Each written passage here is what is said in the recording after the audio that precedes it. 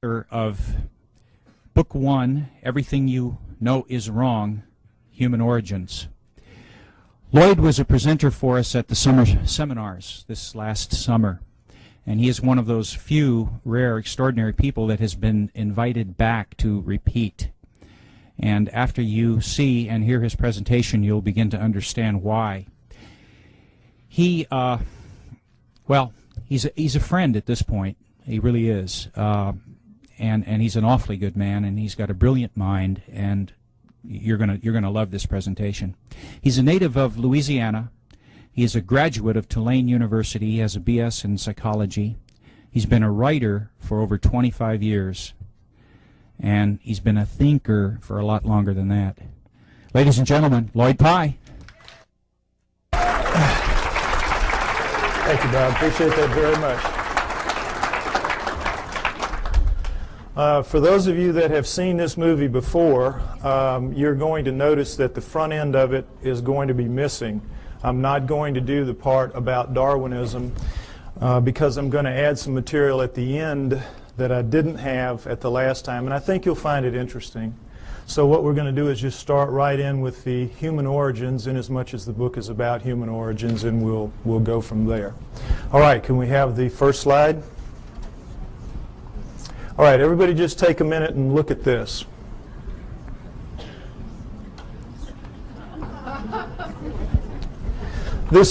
Wait, that's right, I don't need to do it. This is what we're all told is how we began as human beings. That we came out of the primordial sludge and step by step evolved into what we are today. Everything in that chain up to us is eat, survive, reproduce. We are, what's it all about? We have that incredible ability to say and think, what's it all about? How'd that happen? That's what this is going to be about. What we're told is, of course, that we're a natural flow of things, and that with this guy right here, we share a common bond that begins between 8 and 5 million years ago. 8 and 5 million years ago.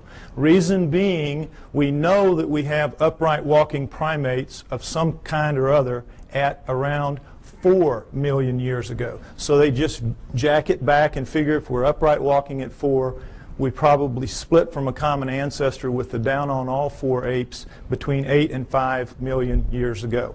We know we were upright walking at 4 because we have proof of it at 3.5. Next slide, please.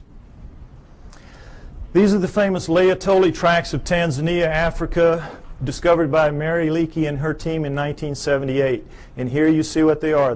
We're in solidified ash. We have a large pair here, smaller pair here. We assume it was a couple moving along. And we see the track here in a blow-up is not quite human. It's different in several ways, but it's human enough to make it very clear that we have upright walking bipedal creatures 3.5 million years ago, no doubt, measured by ashfall, which is very accurate.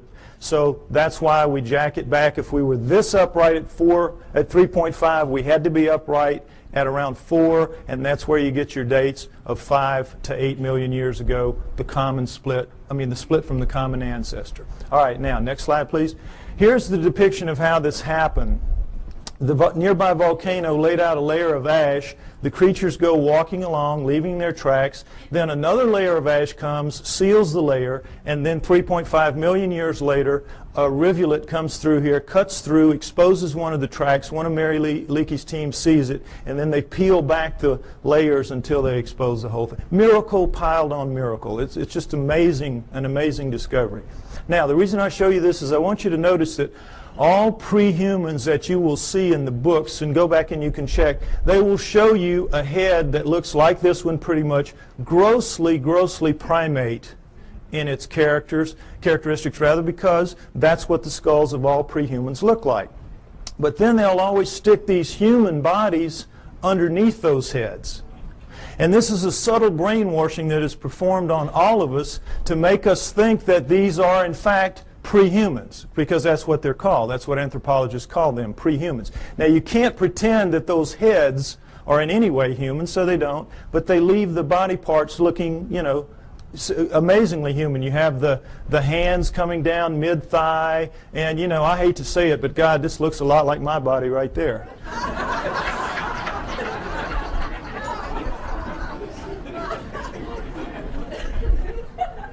Point is, we're all being misled by these depictions, and notice them continually. It's the way I'm telling you. Now, next slide, please. Lucy is very famous. Everybody should know her story. Lucy in the Sky with Diamonds, 1974, Afar Valley, Ethiopia, discovered by Donald Johanson and his team. She is the first of the so-called prehumans. They are the Australopithecines, and she is one of the first types.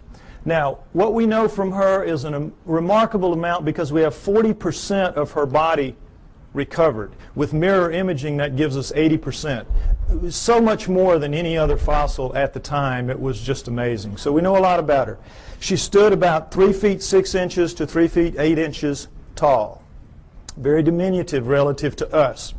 But her bones, all of her bones, are much more robust than ours. Her upper arm bone here, for example, which is much longer than ours would be if it was a human that size. This arm bone, it would end about right here. Also, it would be about that thick. So we can see she's much more robust than we are in all of her dimensions. She has the head of a chimpanzee, which we cannot tell from her skull, as you can see, but from others like her. Head of a chimpanzee. But we do know that she walks upright because we have her hip joint and her pelvis, and we have particularly her knee joint, all of which are amazingly human. So we know she walked upright, no question about it. She was an upright walking creature. Just didn't have bones that looked anything like ours, or a head for that matter.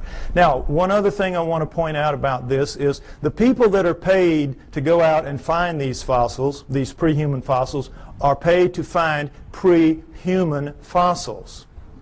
So what they do is they fudge it every way they can to make them look human, and they always have problems with the arms. Because all the arms of the pre-humans are too long from here to here, from shoulder to elbow relative to us. So if you notice, what they did is they fudged this way up beyond where it ought to be to get this up here, to get this up here, so they could get the fingertip down around mid-thigh, when in reality it belongs down around here. Keep these little tricks in mind. This is all part of the subtle brainwashing campaign that is waged against you to make you believe that they're telling it to you straight about how this all happened. Okay, next slide. All right, as I said, these are the first 4 of the Australopithecines, and Lucy is one of the first kind, Australopithecus afarensis. We have Africanus, we have Robustus, we have Boise. All right, we have basically a pair of upright walking chimpanzees, upright walking gorillas. You can see that, length of face, width of face, and sagittal crest, which modern gorillas have. It's that ridge of bone where their muscles attach to the tops of their heads. So from 4 million years ago to approximately 2 million years ago, we have a pair of upright walking chimps, a pair of upright walking gorillas, and that's it. Okay? Now, at 2 million years ago, we have a transformation. We are told it is a transition, that somehow the Australopithecines segued into the next creature, which is Homo. Homo meaning man. You will see they are indeed more man-like than are the Australopithecines, which are clearly primates, upright walking primates. So, we have this changeover from Australopithecines to Homos. We're told that it is a transition, it is a transformation, as you will see with this slide. Next slide, please. Okay, here we go. Australopithecine, early Homo. Notice, if you will, this is not a transition. This would require 20 or 30 gradual changes to get in from this to this. It is an overnight change. It is just sudden. Boom. The Homos are here. I don't mean that like it sounds. Okay, next slide. All right, the Homos are here. Here we go. The Homo habilis, Homo erectus, Homo archaic, Homo neanderthal, and then Cro-Magnon, Homo sapiens, us. Notice Neanderthal man going back and through the Australopithecines don't look anything like us. Nothing. Here we sit right here. Another transition. Now remember, we had 4 million years Australopithecines, approximately 2 million years. There's some overlap in here. And then here, 120,000 years ago only, boom, here we are. Suddenly, overnight, looking nothing like anything that has come before. The bones of all of these creatures are much thicker than ours, just like Lucy's were. And in every way, the shapes are dissimilar. They do not have, it's hard to tell looking straight on, but they have no foreheads. Their foreheads go straight back off their huge brow ridges, neither of which we have. We have nice forehead here. We have no brow ridges. Huge, round, nocturnal vision eyes. So did the Australopithecines. These are primate eyes. Primates have this kind of eye. Huge, wide nasal passages indicating a big flat nose spread across the face. We've got our little uplift of bone sticking our nose off our face. We have rectangular, small, reduced eye sockets, very poor night vision. A dramatic change has occurred. The upper jaw sticks off the face. Ours squished in. Nothing like us. Next slide, please. Profiles show the degree of change is startling. Prognathous mouth, no chin. Prognathous mouth even more so. No chin, and then suddenly flat mouth, nice chin. Look at the change through here. Australopithecine, Homo erectus, Cro-Magnon. This is as big a leap from here to here as from here to here in anatomical terms. A light year. A light year. This is not a transition. These are transformations, despite what you are told by anthropologists. Next slide, please. Now, am I making it sound my way just because the heads go that way? No, let's look at a whole body. This is a Homo erectus called the Lake Turkana boy. Homo erectus, Lake Turkana boy. Now, notice, if you will, this guy's about 12 years old. His molars have not erupted yet. He already stands 5'8". He's going to grow to 6'6", maybe 7 feet in adulthood. We don't know how they grew. But already at 12 years old, he is a physically robust creature.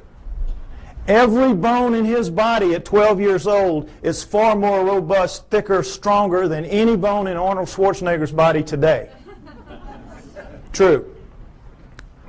Now, why do you, notice too, if you will, the length of his upper arm.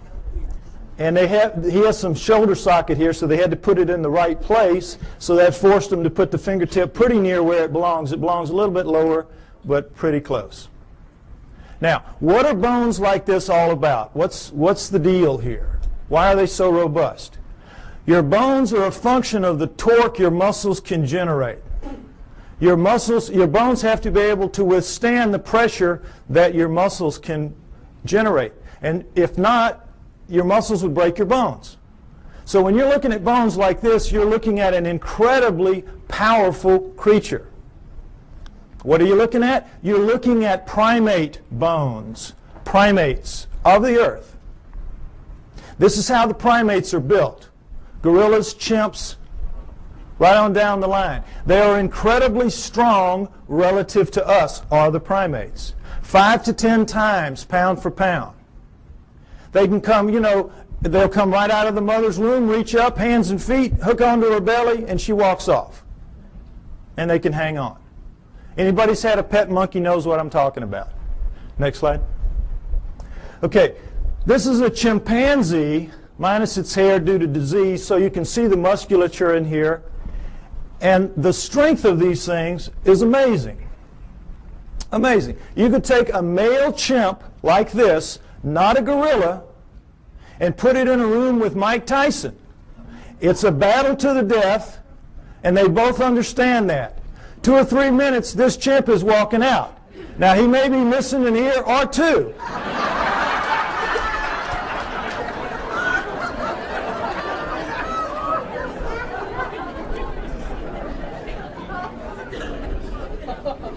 But the chimp is walking out.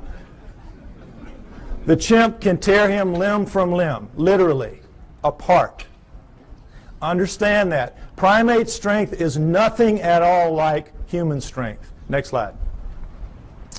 Same thing for Neanderthals, our supposedly closest nearest kin until just recently. Neanderthal fingertip bone, human fingertip bone. Segment of Neanderthal thigh bone, human thigh bone. Look at the difference. Not even close. This is quarters to dimes, shovel handles to broomsticks. No comparison. Our supposed, and we used to be told absolutely, they insisted, they swore. We came directly from those guys. Even looking at this kind of evidence, that is what they insisted.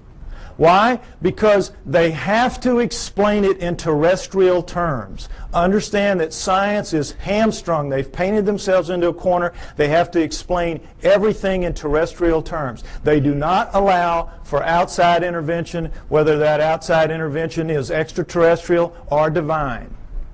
And so they have to come up with explanations like this to suit the data, which doesn't at all support their conclusions. Okay, next slide. All right, here's the drawing that shows it a little more accurately what the prehumans are vis-a-vis the humans. Notice that in the drawings the hands are down pretty much where they belong relative to ours. Also notice the rib cages are the upside down funnels of primates in the prehumans as opposed to ours. What's the situation there? Well, you can't tell it very well from here, but all of the prehuman heads are stuck on their bodies like that, the way primates are. Their heads are down in on their shoulders. Only we have that elevated neck sticking our head up off of our torso. They also have that extra arm length and that extra power, and so they need a bigger fulcrum up here to wing their arms and do what they have to do. So all of that extra muscle mass plus the head torque down in there squeezes out the room, and so you're going to get that pinched off triangle that primates have. And we, with our shorter, lighter arms and lighter bones, we don't need all that muscle mass, and we got our heads sticking up, so we have a completely different rib cage. I want you to understand that. Now, the main thing to understand here is there is not a single human bone in the so-called prehuman fossil record. The main thing I want you to understand, there's not a single human bone in the so-called prehuman fossil record. And guess what? Anthropologists will not argue the point with you. An idiot can see it. An idiot can see it. All you got to do is point it out to them. Well, they know that. So they say, you're right, you're right. There's not a single human bone in the prehuman fossil record, even though we insist that these are indeed prehumans. The reason we can get away with this is because we're going to put somebody right in here that's going to show a transition between these guys, and that is the missing link, the famous missing link. You've all heard about that. This is what it is. This is the thing that's going to stand right in here and miraculously show a smooth transition from this to this. Well, I tell you what, if the missing link was here today, he would need about 20 or 30 cousins standing right beside him, showing enough gradual transition to make this plausible. You don't just get one missing link. You need dozens to make this theory work of gradual transition, the Darwinian paradigm. And they don't even have so much as a fingernail, not a fingernail, of the missing link. Which leads us to conclude that Charles Darwin is a blowed-up peckerwood.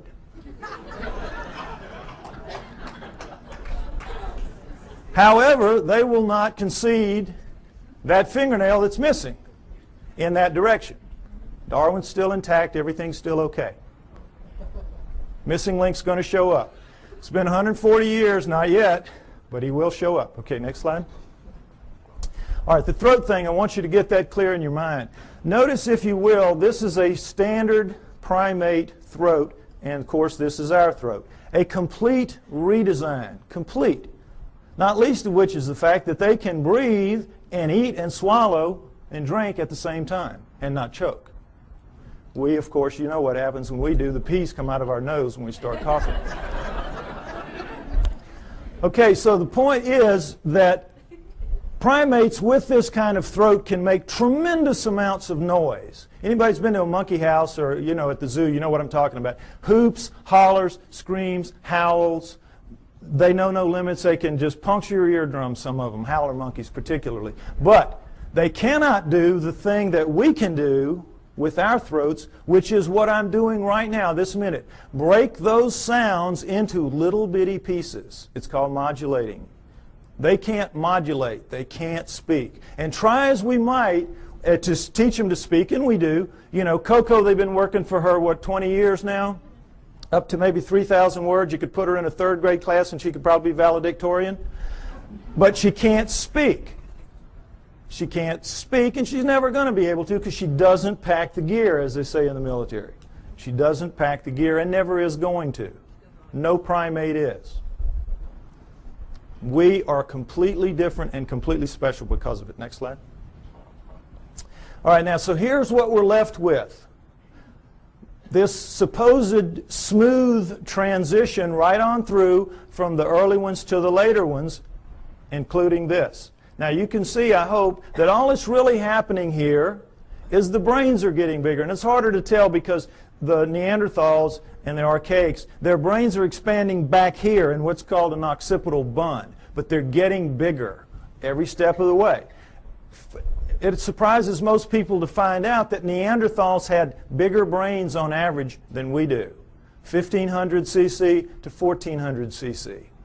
Bigger brains than we have, Neanderthals. We shrunk somehow and got so much smarter. Figure it out. Point is that we're told that all these guys went extinct at 30,000 years ago because that's when we see the last Neanderthal. That's when we find the last Neanderthal fossil, 30,000 years ago. Okay, so they went extinct and that's it, and we're left behind. We were told for a very long time that we appeared at 30,000 years ago. The Cro-Magnon appeared right as the Neanderthals ended, so it was a real nice fit. You know, we appeared somehow, we killed them all, and that was it. Transition, we took over the lease, and that was it.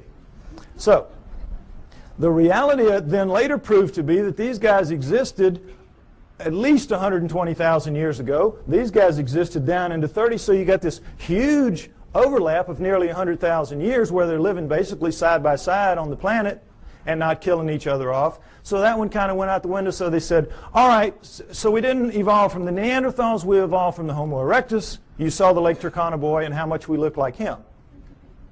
We evolved from him now. That's the new theory. Okay, you can see the problem. Now, did this really happen? Did they all go extinct? Well, why would they go extinct? No natural predators. Meanest dudes in the valley. They can take a lion on head to head and tear it apart. That's how strong they are, and that's how big they were. So what would make them extinct? Could we do that? Yes, we could. We are vicious little buggers. We are smart.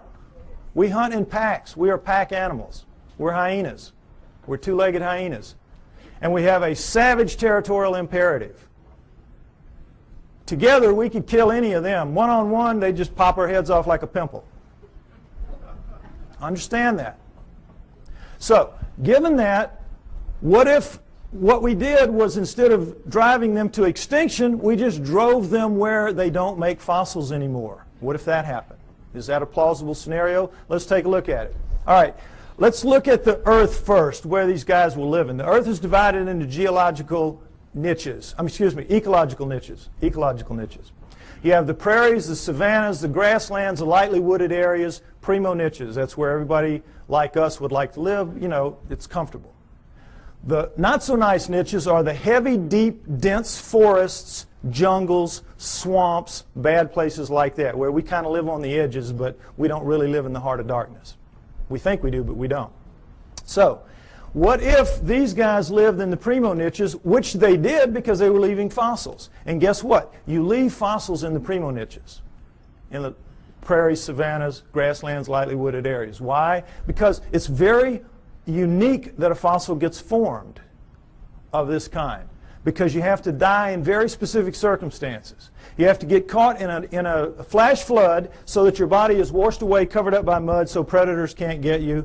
Your flesh rots off, the minerals leach into your bones, and you become stone and you become a fossil. Or you get killed at the water hole. One day you're really tired, you're really hot, you're not paying attention, you go down to drink, the lion jumps on your back, kills you right there at the edge of the water hole, and then the wildebeest herd comes up behind him, run him off, stomp you down into the mud, and now same process. You're covered by mud, your flesh rots off, your bones are, the minerals leach into your bones and you become a fossil, and that's it. And that's pretty much it. It's very hard to form a fossil otherwise. And so we see how miraculous that process is just to make them in the first place, and then millions of years later it washes up, or whenever it washes up, and somebody sees it that knows what it is and can recognize it and can save it. It's miracle stacked on miracle. That's why they're so few and they're so rare and they're so precious, because of that. Now, understand this, that in the deep woods and jungles of the world, they don't make fossils. Doesn't happen. You get your water out of the environment. You don't have a water hole. You get out of your food and things like that. It will surprise you to know that there is not, to this day, a single solitary fossilized bone of a chimpanzee in the world that we know about. They just don't make fossils. So, instead of them all going extinct, why don't we just postulate that they lived in the primo niches? This guy arrived sometime prior to 120,000 years ago when he starts leaving fossils. And he issues an eviction notice to all of these. Get out of town. We're here. We're taking over. And they do. And there'll be some skirmishes. They'll kill a few of them. And these guys, you know, they're not that stupid. They'll figure it out. These guys are bad news. We got to move. And because they're adapted to the planet, we've seen the millions of years they're here. They're adapted to this place. They can go pretty much anywhere they want to, and so they do. They just walk until we don't chase them anymore, and that's into the deep woods and the jungles of the world. And if that scenario is true, and I postulate that it is, then it would explain the hundreds and thousands of stories that we have from around the world of what? Upright walking, hair-covered creatures living in the deep forests and jungles of the world, every continent except Antarctica. The hominoids. It explains the hominoids. You with me? Okay, next slide. Let's take a look at a hominoid. Here we go. This is a statue of a Bigfoot Sasquatch type, carved Willow Creek, California. This gentleman's about 5'7". I'm 5'11". You can figure that if that thing was here, his head would be up about right here. Okay? There are 4 kinds of hominoids. 4 kinds. We know of 2 in the West primarily. Sasquatch, Bigfoot, this kind, abominable snowman, Yeti, and then there are 2 other kinds that are dominant in other parts of the world that we don't know very much about, the Almas and the Agagwes. Okay, now we're going to go over them. They're pretty much the same except for size. All right, the Bigfoot Sasquatch kind, as you see, 7 to 10 feet tall, 700 to 1,000 pounds on average. The giants, the big ones, the ones you hear the most about.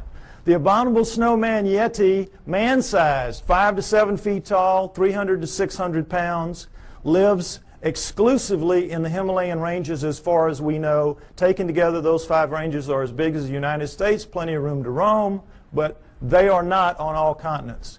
The Bigfoot Sasquatch kind is. The third kind, Almas. The Almas.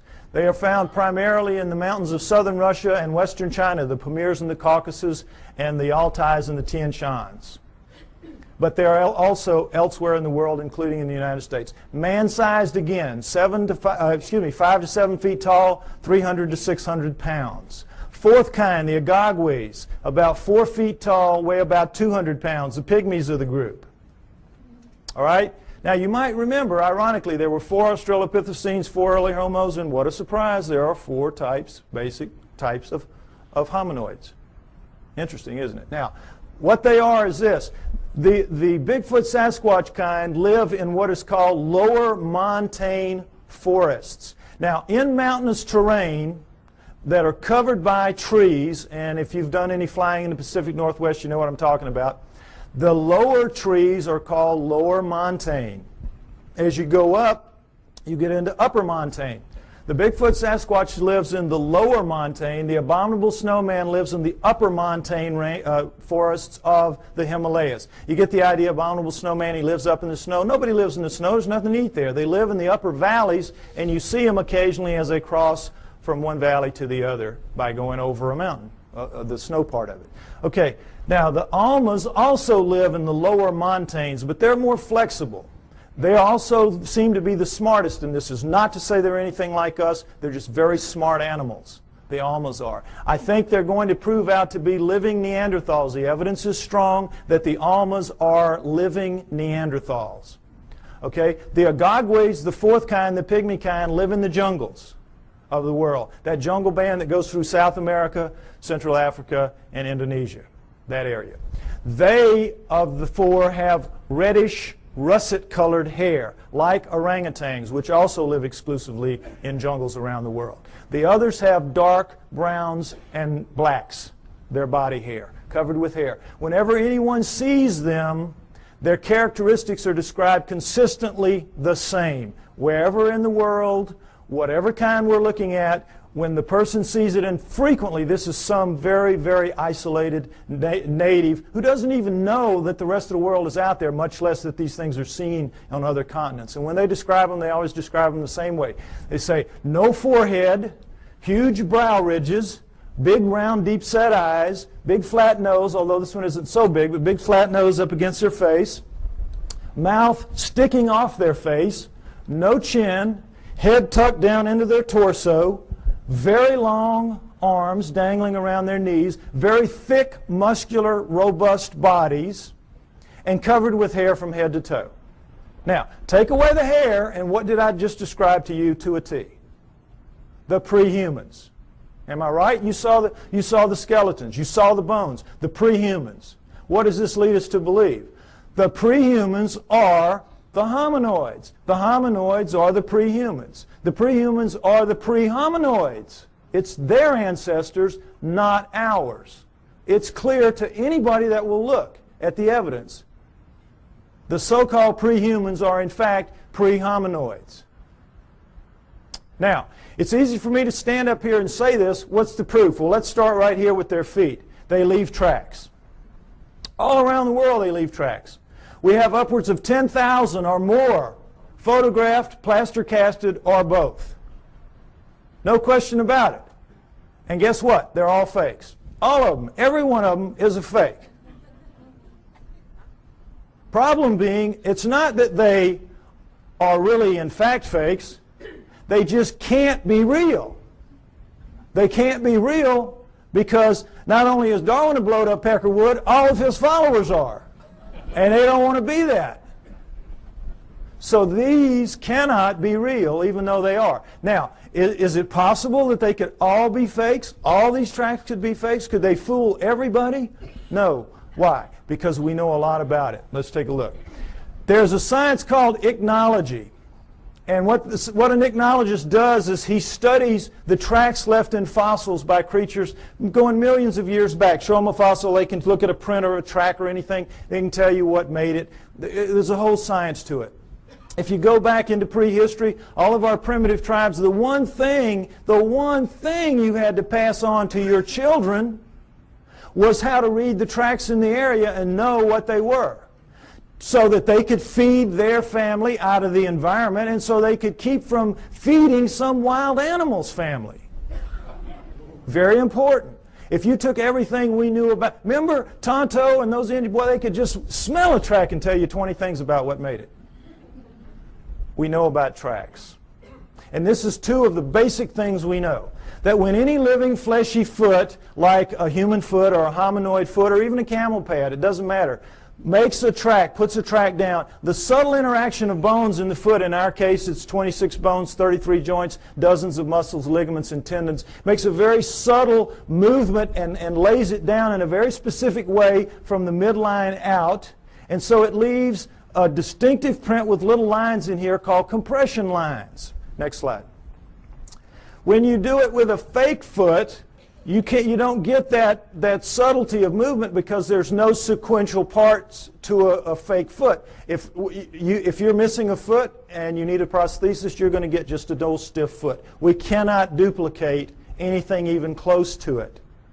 Anything even close to a real foot. So whether this is plaster or rubber or plastic or wood, it doesn't matter. If you're making a fake foot, it's going to be of a piece, and so when you put it down into the medium, you have to stamp it or press it as a whole, and in doing so, you get a very distinctive look to that, and it's a little ridge here with cracks on the top and the outside that's an impact ridge. So we have compression lines and impact ridges. Now, I can give this little lesson to a class of first graders, lay down a bunch of tracks here, real and fake, give them a magnifying glass, and they will not miss one. They will not miss one. Now, forest rangers that make their living out telling you, bear, elk, zebra, it doesn't matter. Whatever it is, they can tell you what it is. And no anthropologist will question their expertise. But if they see a hominoid track and they say, boy, that looks real to me too, the anthropologist say, well, you don't know what you're talking about there. You don't know what you're talking about there. That one's fake. You're wrong there. See how absurd it is? And for the most part, you believe it because you don't expect them to lie to you. You don't expect them to have an agenda that they're maintaining. But they do, and they do. And keep it in mind. Okay, next slide. All right, this is the way a human foot works. Looks and works. This is, of course, a good foot, not a flat foot. This is a typical human foot with an arch. When we come down on our heel, we have to swing our momentum around the arch, then cut it over into the ball, which will regenerate some of the lost momentum, and then we come out thrusting off of our big toe. That's how we walk. Our smaller toes pull up and act as balancers. If you notice your feet tonight when you walk around, notice how that works. Your big toe will go down, your other toes will pull up, and it will leave in making a medium an undisturbed ridge of medium here, in making a track rather, an undisturbed ridge of medium right here, but this of course will be squashed. Very distinctive print, no question about it. Now guess what? We walk badly, badly. When you do time and motion studies of us walking, we're keeling around as we're swinging our momentum through our feet. We're locking our knees. We're basically throwing ourselves through our hips. That's why our joints wear out as we age. Our knees and our hips. We're using them badly. We walk badly. Whoever designed us needed to go back to the drawing board a couple of times more. They got lazy. It was a mistake. Okay. With that in mind, next slide. Let's take a look at a hominoid track. Typical hominoid track. This is Bigfoot, 16 inches long, but taken in that really nice powdery dirt you get at the end of a hot summer, so it's a very clear, distinct print. Notice, if you will, the differences. We have a midline about right here, ankle shifted very far forward, heel extended back here and very much widened, forefoot shortened very much and widened, all 5 toes looking about the same shape, ironically, square, and all 5 toes acting as balancers because you have medium all the way through here. So you're getting the forefoot thrust coming out completely of the ball area, which is dented in, and it's like a 2-part motion sort of. So they have a completely different foot. It's a completely redesigned foot. Why? Completely redesigned creature. Much bulkier, much heavier, much denser, much more robust. So you need a different kind of foot. No arch is going to support that kind of weight, so you have no arch. Now the funny thing about most real, quote, fake tracks is that the local yokels who make them make big human footprints and go out stamping those around. So you know immediately. They don't even have sense enough to know you got to do it, make a completely different foot. But the main thing to notice here is, remember, in our motion, we walk here, we go here, we do this, and we're very awkward. Look at the line of thrust here. Straight shot. What does this tell us? He walks right. He does it better than us. He does it the way it's supposed to be done. He or she does it the way it's supposed to be done. Isn't that interesting? Next slide. Okay, this is something else that the best hominoid tracks have. Dermal ridges. Now it's kind of hard to see, but dermal ridges are your fingerprints on your feet. Fingerprints on your feet. This is why they take a baby's footprint when it's born. Finger's too small to deal with, just stick its foot on. Same thing. Individual, unique. Dermal ridges. And there you... Oh, I think my battery's running out. Oh, no. No, when I put it down here, it goes out.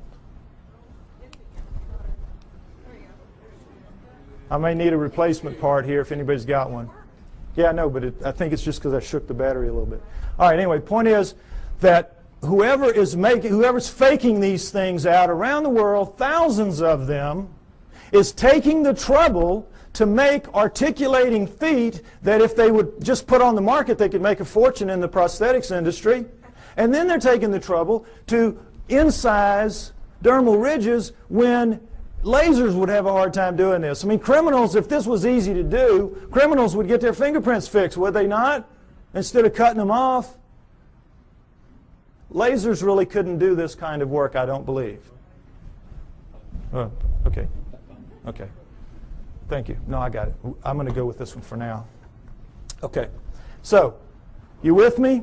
It's a conspiracy to end all conspiracies, this making the hominoid track conspiracies.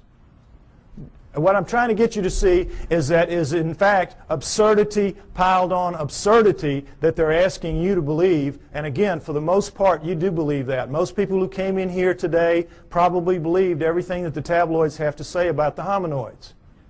Problem being, if the hominoids are real, what does it mean? We are off the flowchart of natural life on Earth, and they don't want that to happen. Neither science nor religion. So in this instance, they hold hands and walk down the path together. Okay, next slide. All right, check this again. Comparison, Bigfoot track, plaster cast, human foot, just to get this in shape in your mind again. Next slide. All right, another pair of hominoid tracks, as you can see. These are so grungy looking on the soles because they were taken out of clay as opposed to dirt, as you saw earlier. But in every other way, they're hominoid tracks, are they not? We found, they're found together, so we assume it's a male and a female, like the two that we saw walking along at the Laetoli tracks. Right? Would everybody agree? This is as hominoid as it gets, right? Wrong! Guess what these are? Neanderthals. These are Neanderthal tracks, absolutely and without doubt. Toriano, Italy, a cave 30,000 years ago. Neanderthal artifacts all over the place. Neanderthals. Bona fide. Now, what does this tell us? It tells us that the Neanderthals, for sure, are hominoids because they got hominoid feet stuck on them. Plus, they got hominoid heads stuck, as you saw from the skulls. Furthermore, we can assume, I think, fairly, that every one of the ones we saw earlier, all the way back to Lucy, 4 million years worth, had feet just like this and were, in fact, hominoids. The track you saw at Laetoli, remember the one down in the corner? It looked a heck of a lot like that, didn't it? The hominoids are the prehumans. That's the point I keep trying to make. Now, I'm extrapolating a little bit here. I'm taking a little risk because we don't have the feet nor the prints of any other prehuman. We just have to go with logic. But guess what we do have? We do have the feet of Neanderthals. Next slide. Here we go. Neanderthal foot, human foot, Neanderthal. Can everybody see this down at the bottom? I'm sorry, it's kind of low. Take a look so you can see. Stand up if you have to, be like a football game. All right, here's the deal. Notice there's no comparison. Look at the heel bone of the Neanderthal relative to our little nub of the heel bone. Look where our ankle base joint is as opposed to this huge. This is it. This is bone here. This is our little base joint compared to this giant base joint here and the squeeze forward of it. Notice, if you will, the great foreshortening of the forefoot and the widening of it relative to ours. Look at the skew. You can see the skew in the foot. See how squared up and solid that is, like a rock. Look how much our big toe dominates our little four toes and how much these are much the same. This thing is built for balance, for solidity, for stability. We got a crummy foot, folks. Crummy foot and a crummy walk. We ought to complain to the boss about this. You can see why this thing walks so smoothly. It's just kabloom, boy. It's just perfect for maintaining balance and stability, carrying all that heavy bulk and weight. Good design, bad design. Next slide.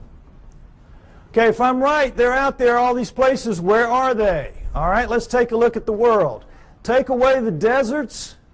Take away the tundra, and what you're left with is arable land. Arable land. All right? This is where they live, in the black parts. The heavy, dense, deep forests and jungles of the world. This is where we live. The nice, cool, open areas. The pinks, the blues, and the purples. The primo niches. That's us. All right? Now, Broken down, that is 55% for us, 45% for them, moving toward 40% for them. As you know, we're cutting down forests like crazy. It used to be 55% for them, 45% for us, 500 years ago, approximately. Okay, so you look at this and you say, well, wait a minute, we're sitting right here in the desert. We live everywhere. No, we live in most of these environments, but we don't live, for the most part, up in these areas, in the Himalayas and here and in these jungles. If we live in the jungles, we live on the river. We don't live in the heart of darkness. When we have to live in the heart of darkness, what do? We cut it down. We'll cut roads through here, but we don't live in it, where we've got to hack our way through every day to go to school or to the store. Just isn't going to happen. We're not physically designed for that. Our skin won't take it. If we didn't have clothes and couldn't defeat the natural order of things, if you were to strip everybody in this room naked and put us out there to live like everybody else has to live, most of us would be dead in a few weeks from radiation poisoning. Those of us who have black skin would have a chance to make it to the equator, but couldn't stay and live in cold climates. We're not physically adapted to this planet. Understand that. Our skin does not let us go except in certain niches, the primo niches. So, understand too that we think we live in every one of the nooks and crannies out there. We are masters of all we survey. That's what we're told all the time. We're humans. We're masters of all we survey. We do not even survey all that we claim to be masters of. It will surprise you to know that of the United States alone, fully 25%, 1/4, has never once been foot surveyed, because it's just too hard to get in there and do the work. We survey from the air those areas. We do not go. We're not as tough as we think we are. Now, also understand that the hominoids are not just restricted to these areas. They move wherever there are forests. These are their real stomping grounds. But they go anywhere that there are forests. They use forests like highways because they are migratory animals. They migrate. They do not hibernate. They move with the seasons, and they use forests as their highways. As they live in the forests, they do a split shift with the bears. Bears work the day shift, they work the night shift. It is. It's how it works. Also understand that of the 5,000 quality sightings that we have in the United States and Canada, now I'm not talking just, skimpy ones. I'm talking good quality sightings, 5,000 in the last 50 years, half have been east of the Mississippi River. Every state has them, except possibly Nevada, maybe the mountains north. We have them in Louisiana, down in the swamps, the little one. It's called rougarou. When I was a little boy growing up, don't you get too far from the house, rougarou will get you. The little red man of the woods, the booger man, boogeyman. Excuse me, booger man, right. Slip of the tongue. Anyway, Florida has the skunk ape. New Jersey has the Jersey Devils. Arkansas, everywhere has them. I bet you every one of you have heard stories about this from your state. They're everywhere. And it's the same around the world. They share the planet with us. Okay, next slide. So, you say to me, well, okay, by George, we're humans. Why don't we just go out there and get one? Even so, we can do anything. Why don't we just mount up and go get one if there's so many of them out there? All right, panda is a perfect example of what the problem is. The panda was last century's hominoids. Rumors would come out of China of this black and white bear that ate bamboo. And, of course, every PhD in the world sitting behind his little desk does not even have to get his fanny up out of the chair to say, well, forget that. We know they have black bears. We know they have brown bears. We know they have white bears. But they're all carnivores. No vegetarian bears. You kidding us? Ridiculous. And then in 1869, a French naturalist goes to Sichuan province, China, and sees the hide of a freshly killed one hanging on the wall, and he knows they're real. So every zoo and museum mounts up the expeditions that you would like to see mounted up today to go out to find the next panda and bring it in. Serious. Now we're talking Sichuan province, an area the size of the state of Arizona, very mountainous, hilly terrain, difficult terrain covered with bamboo rather than woods, but in every other respect like the environment that hominoids will be found in. How long do you think it took those teams, and this is back in the 1800s where people really knew their way around the woods, how long do you think it took? 60 years. And quit giving away my punchlines. Don't do that anymore. 60 years. 60 years. Those of you who've seen the movie, do not give away the punchlines. Okay. Now, it sounds like a gross exaggeration, and it is. They only looked for about 30 years. This is where Ivy made the mistake. They only looked for about 30 years, and then they gave it up. And they said it has to be extinct now, and then 30 years later, Teddy Roosevelt's sons are out there doing some sport hunting, and they kill one.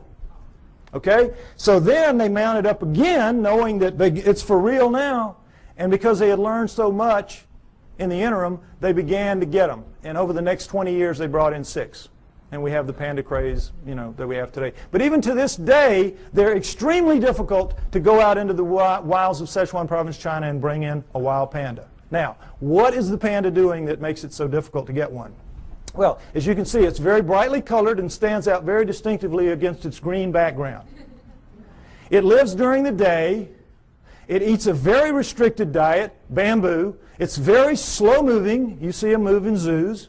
They're as stupid as a bag of hammers. They can't even reproduce in zoos. Can't even find each other or figure it out. I mean, how stupid do you have to be?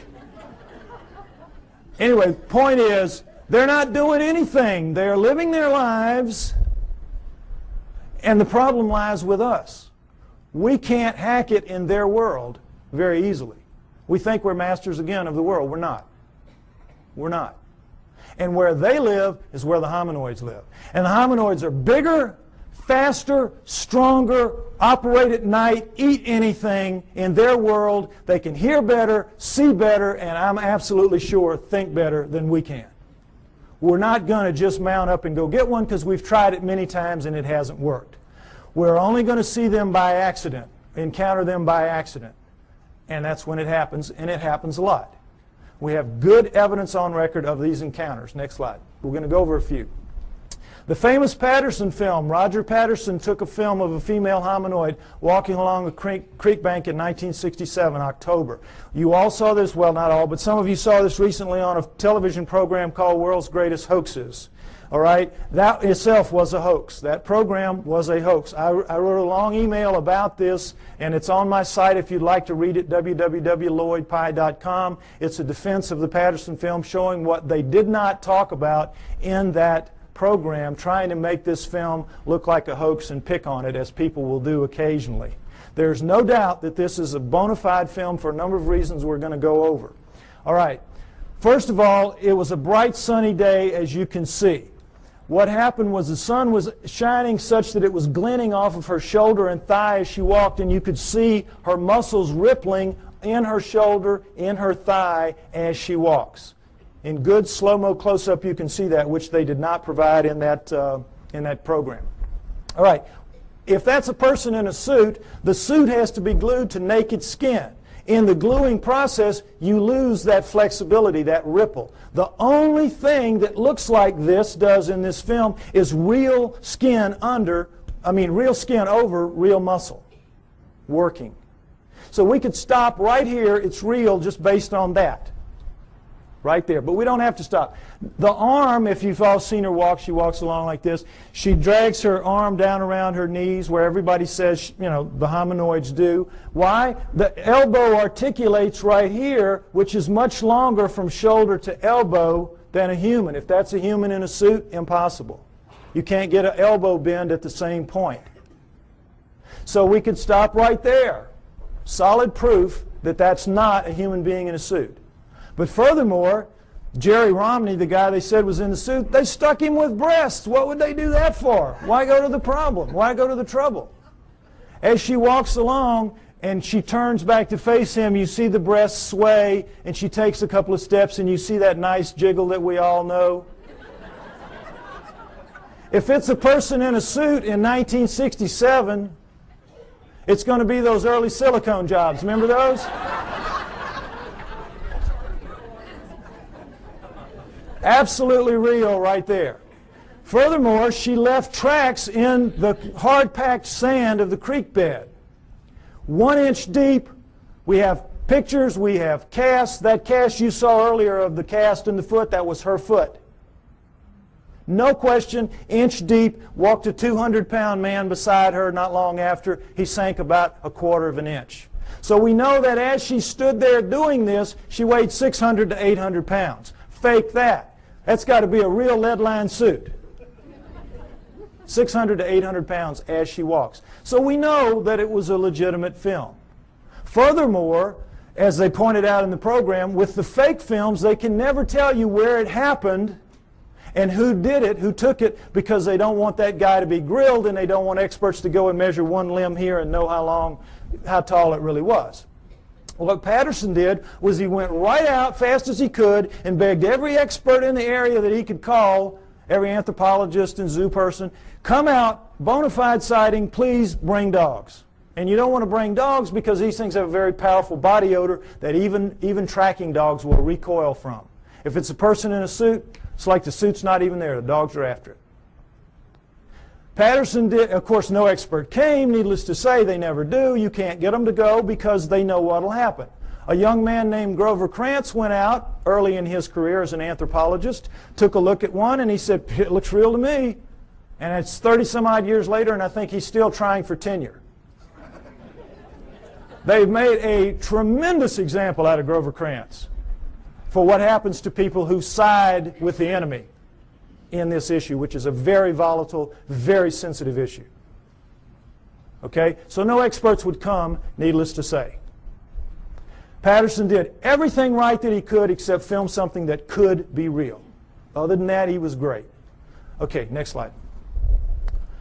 A man named Albert Ostman, picture taken in 1957, talking about an event that occurred to him 33 years earlier in 1924 when he was a young man, a timber cruiser in the woods of southern British Columbia.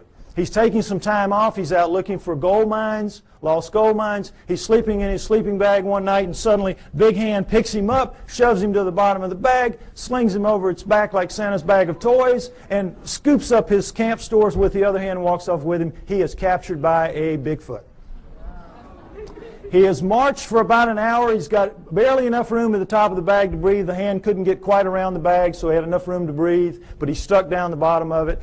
It dumps him out an hour later or so, and he's in a 10-acre basin of high rock walls where he can't get out, and there's one opening opposite where he is, and over there is the den of the living quarters of the male Bigfoot that got him, his mate, and their 2 offspring, a young male and a young female. And Albert Ostman stays with them for 6 days before he can figure out a way to escape, which is very funny, very clever. Not going to go into it. Takes too long to tell. It's in the book, okay? But he gets away. The point of the story is not how funnily he escapes, but that he doesn't tell anybody for 33 years. Keeps it to himself, thinking everybody would think he was crazy, which they would do. And then in 1957, he reads an affidavit in a paper by a man who saw one picking berries, and the man said, if anybody has an experience like this, would you share it with me? So Ostman writes him a letter and says, this is what happened to me. Well, when people found out what happened to him, the roof fell in on the poor guy. Experts came in from all over the world. He had to take lie detector tests up the wazoo. You know how it works. And so you know that when you're telling a story, a long, detailed story, and it's a lie, you can't keep the details straight. You're going to goof it up, and they're going to figure it out sooner or later you're telling a lie. He never goofed up. He passed all his lie detector tests. No, anybody that had anything to do with him, just read the testimonies, say he was absolutely A+ straight-up guy, telling a true story. Next slide. The famous Minnesota Iceman. Ice Child is more like it. This was a juvenile Bigfoot killed by a man named Frank Hansen in the woods of northern Minnesota. Ironically, in 1967, the same year that Patterson filmed his Bigfoot 2,000 miles away. All right, now, Frank Hansen shot it in the back, blew out that nice hole in its chest, dropped it, severed its spine, dropped it down. It pulled its arm up to protect its face from him, as you can imagine, shot it through the wrist, through the left eye, blew the right eye out onto its cheek, and blew out the back of its head. Coup de grace, killed it dead. At that moment, 1967, Frank Hansen could have changed history. He could have taken this thing, crammed it down the throats of science, and we would not be having this discussion today. We would all accept hominoids as a reality from that point forward. No problem. But Frank Hansen was not that kind of man. The kind of man he was, he saw the opportunity. He bought a 7-foot floor freezer. He threw the body in there. He filled it up with water. He froze it. He put a piece of plate glass over it, and he took it around to shopping malls and county fairs for about 12 years, from about 1978 to, about 1968 to about 1980.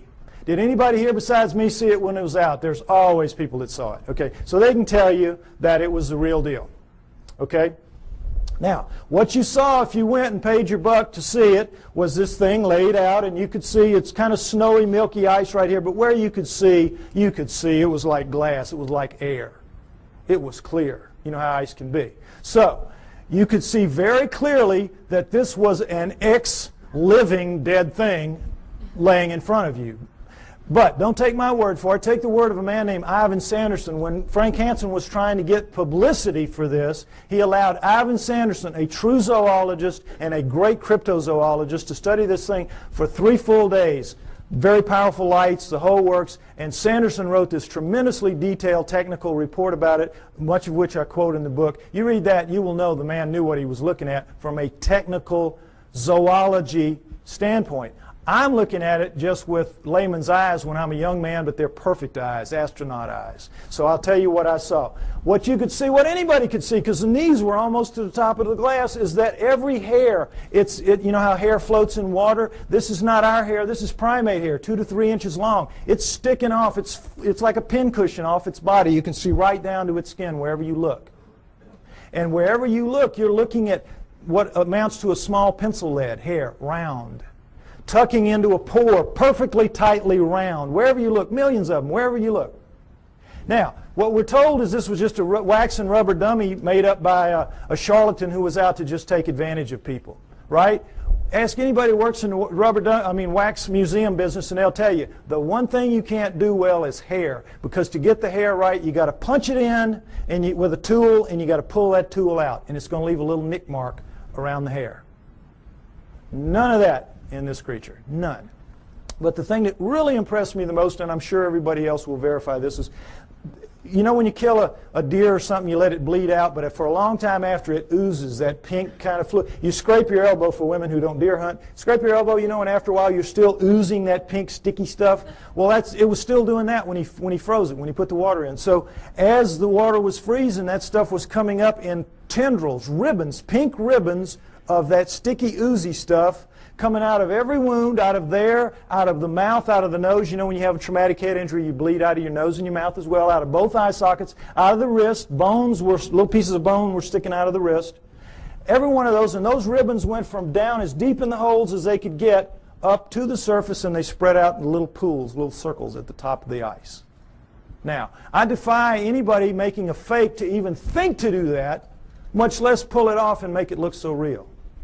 This was the real deal. Next slide.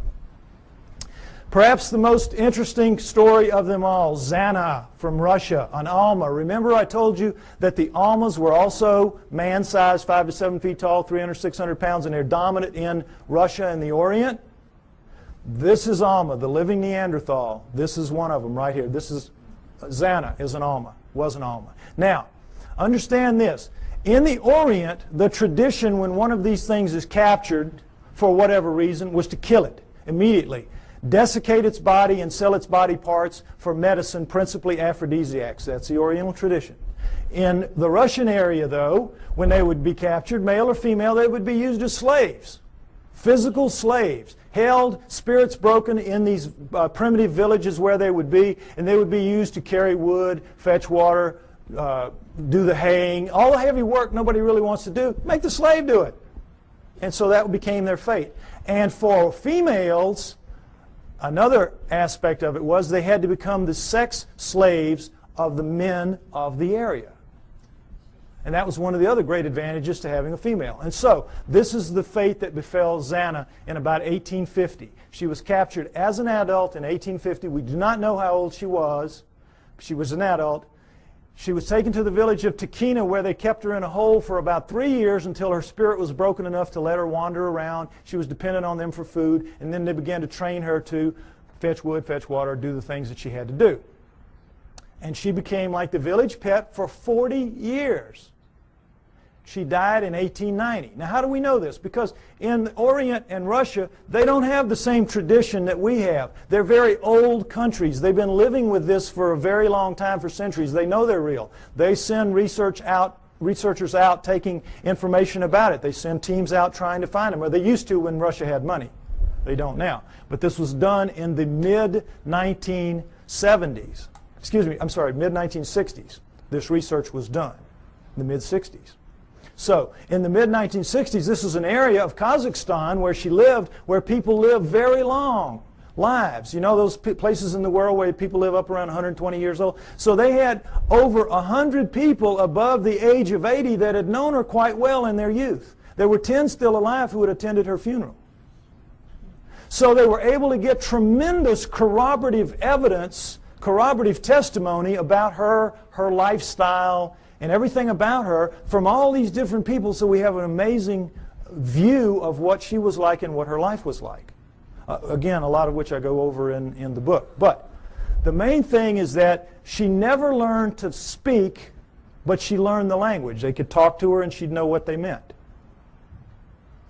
And while there, she gave birth 8 times to hybrids with men of the village.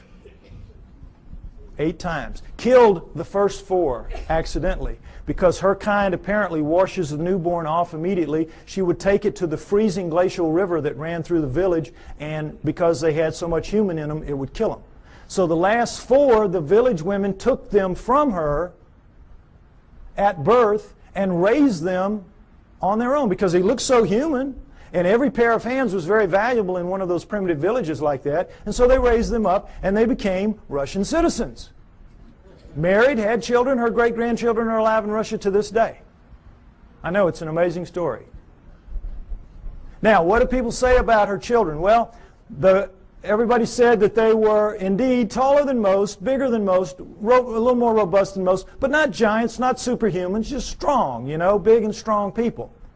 Darker skinned than most, but not truly Negroid. Hair like, you know, everybody, but not covered in hair like she was. Average intelligence, not wizards, not stupid. Ugly enough to make a freight train take a dirt road. Unfortunately for them. But they could speak. That's the key. They could all speak. They had very high-pitched voices, but they could speak, which allowed them to integrate into the community as humans, even though they were clearly not quite humans. So the researchers were real excited to get all this information. It's like, wow. And they knew where she was buried. She was buried in the village cemetery. Unfortunately, this is a Muslim area. They don't mark gravestones there. So they knew she was in the village cemetery, which had existed for centuries, and they couldn't say just where because of the 10 people that were alive. They all had different memories of where it had been. Who knew that 70, 80 years later somebody was going to care? So they couldn't decide. They couldn't, and they would have had to bulldoze the whole thing. The village wouldn't let them do that. So somebody says, well, guess what? Her youngest son, Kvit, died in 1954, only 10 years prior to this study. So they said, we know where he is. We'll let you dig him up. So, boy, they dug him up. Her youngest son, Kvit. Now, before we look at his skull, I want to say again, remember, Neanderthals had bigger brains than we did, and they carry them, we do rather, they carry them in a bun in the back of their head called the occipital bun. All right, let's take a look at Kvit's skull. Here you go, right here. Notice, if you will, that's a remnant of an occipital bun right there. Notice how much of a forehead he doesn't have. Look at the size of these brow ridges. Look at that eye socket. Is it starting to look familiar? Look at the size of that nasal passage. Look at the size of these teeth. Look at the size of that jawbone. Look at the size of the cheekbone. But look at that chin. Allows him to speak. This is an ugly dude, kids. This is a Neanderthal, basically. This is a guy you do not want to meet in a dark alley. Now, what, of course, anthropologists say is that he is an extreme variation on the human norm. An extreme, real extreme variation on the human norm.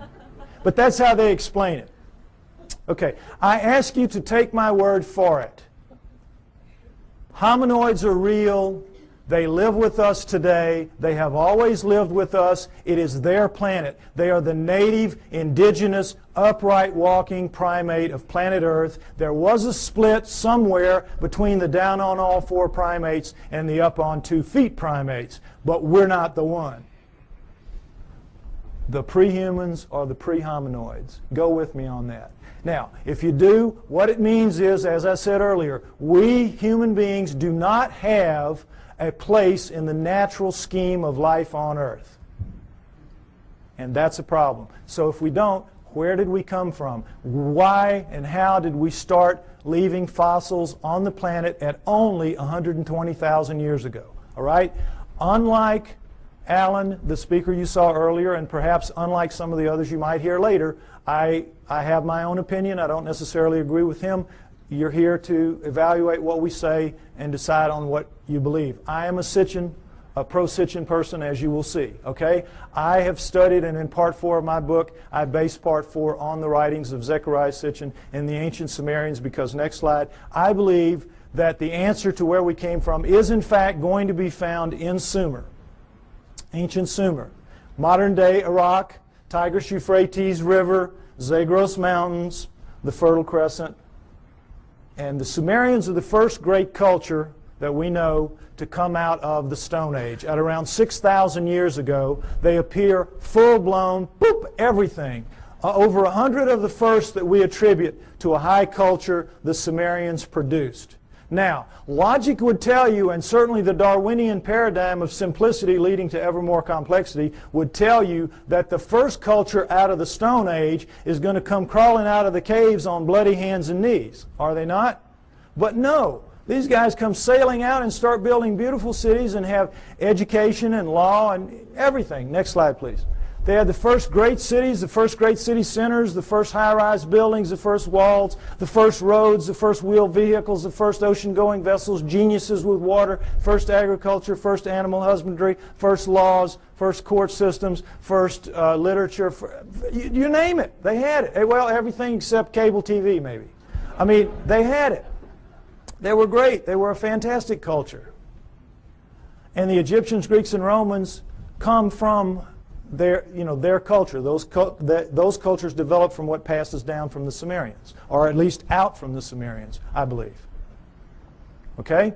So, one of the many things they had at first was writing.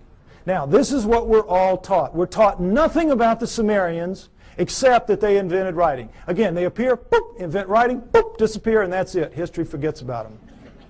You never hear what they wrote. You never hear what they wrote.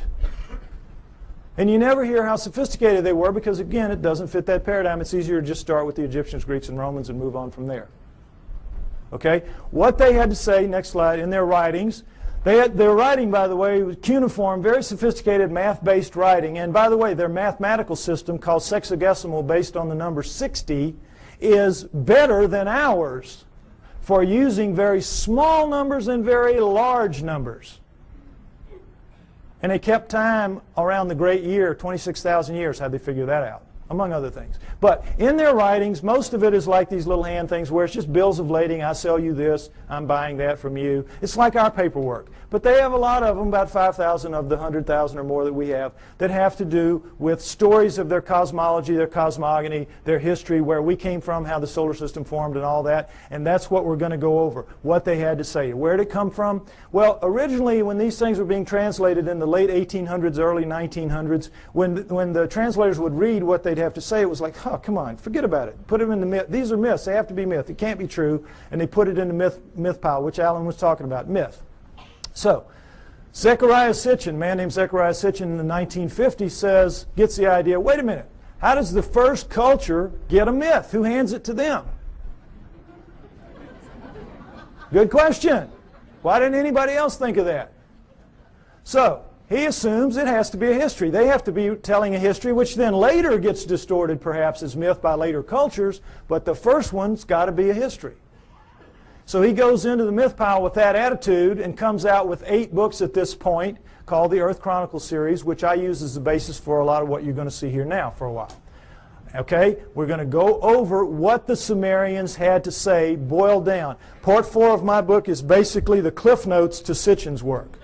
Any of you that have tried to read it, you know it's a slog at points. Okay, I tried to make it as easy as I could so at least you have the cliff notes to go in and try it again. All right, next slide. Here's what they say, that originally as the solar system was forming, there was the Sun, Mercury, Venus, Mars, and a big planet called Tiamat, right where the asteroid belt is now. And if you know about Bode's law, there's supposed to be planets at certain places of a certain size, and it all fits reasonably well except for the asteroid belt where there should be a planet, and there isn't. But there was Tiamat then, Jupiter, Saturn, Pluto as a moon of Saturn, Uranus, Neptune, and into that forming solar system at around 4 billion years ago, which we extrapolate and assume because all of them were still very plasmid, still very much lava-ish, able to pull moons out of themselves, and we know that the solar system formed at around 4.6 billion years ago, so at around 4 billion years ago would have been the time approximately when this would have happened. Okay, Nibiru comes in, and as it's a stray planet like the one we saw a few months ago being slung out of the binary star system on the news, we all saw that, probably something like that. It's captured by the gravitational pull of the large outer planets, swung around the sun, captured by the sun, and is caught in an elliptical orbit like a comet, moving clockwise as opposed to the counterclockwise circles of the other planets. Well, as you can see, there's the capacity for real problems here with one going one way and one going the other. And in the second time around, Nibiru collides head-on with Tiamat at planetary speeds. This is a collision. Okay? Next slide. This whole thing now is described in the great Sumerian epic of creation called the Enuma Elish, which is 6 tablets of action, 1 tablet of summation, which is taken to be by many people the basis for the 6 days of creation and the 1 day of rest. Because much of the Old Testament is a direct come down from the Sumerians. And if you know the Sumerian history and you read your Sitchin, you will know that, or my stuff, you will see that that is the case. Now, in that great epic of creation, the Enuma Elish, six of the major puzzles of modern astronomy and Earth geology are, I think, plausibly answered.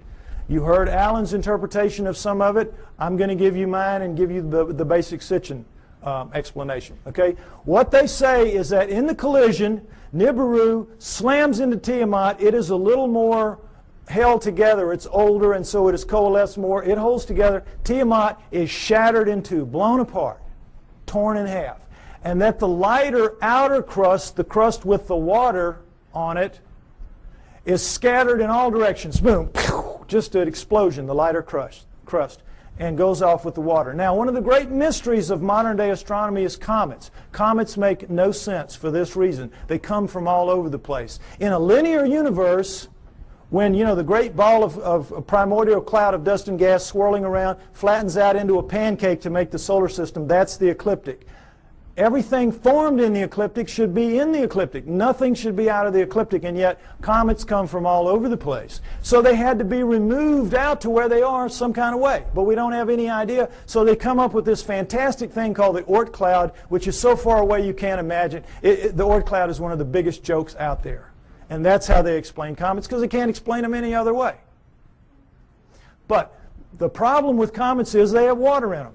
And anything out in space is not going to produce water. You produce water by being a cooling planet with lava spewing up the steam and stuff like that, and it condenses, etc. So comets have to begin in a planet.